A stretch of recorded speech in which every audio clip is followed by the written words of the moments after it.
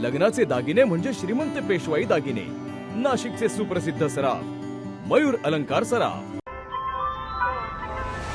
ताज्या बातम्यांसाठी नाशिक न्यूजच्या YouTube चॅनलला सबस्क्राईब करा आणि बेल आयकॉनला प्रेस करा।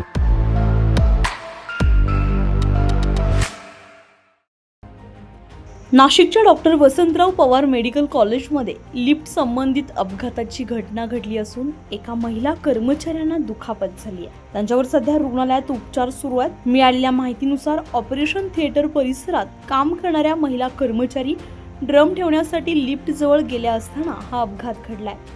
लिफ्टची स्थिती पाहण्यासाठी त्या वाकून बघत असताना अचानक वरून लिफ्ट खाली आल्यानं त्यांची मान अडकली आणि त्यांना मणक्याला दुखापत झाली। मी doctor Sudhir Wambare, dean doctor Vasantrao Pawar medical college Nashik.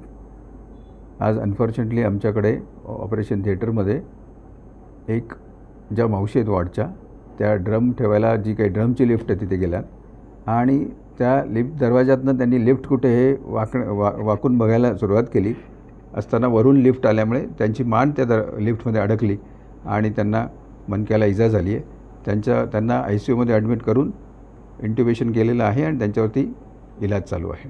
माझ्या आईला मी एकटाच झालं दवाखान्यात सोडला। माझी आई इथं काम करत असताना इथून लिफ्टमध्ये गेली वाटतं ती, आणि गेले तिथून ड्रममध्ये टाकत असताना ती लिफ्ट तिच्या अंगावर पडली, म्हणजे मानेवर पडली आणि एवढा भाग तिचा डायरेक्ट त्या लिफ्टमध्ये गेला।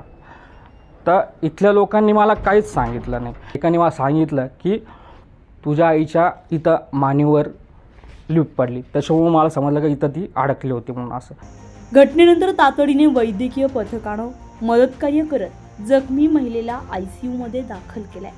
डॉक्टरांकडून त्यांच्यावर आवश्यक ते उपचार सुरू असून प्रकृतीवर लक्ष ठेवलं जात आहे। दरम्यान या संपूर्ण घटनेची रुग्णालय प्रशासनाकडून अंतर्गत चौकशी सुरू करण्यात आली आहे। सुरक्षेच्या दृष्टीनं आवश्यक उपाययोजना अधिक काटेकोर करण्यावर भर दिला जाणार असल्याची माहिती देखील समोर आली आहे। ही घटना दुर्दैवी असली तरी रुग्णालय प्रशासनानं तातडीने उपचार आणि चौकशीची प्रक्रिया सुरू केली असून पुढील निष्कर्षानुसार आवश्यक ती पावले उचलली जाणार आहेत। संजय परमारसह अझहर कादरी, नाशिक न्यूज, नाशिक।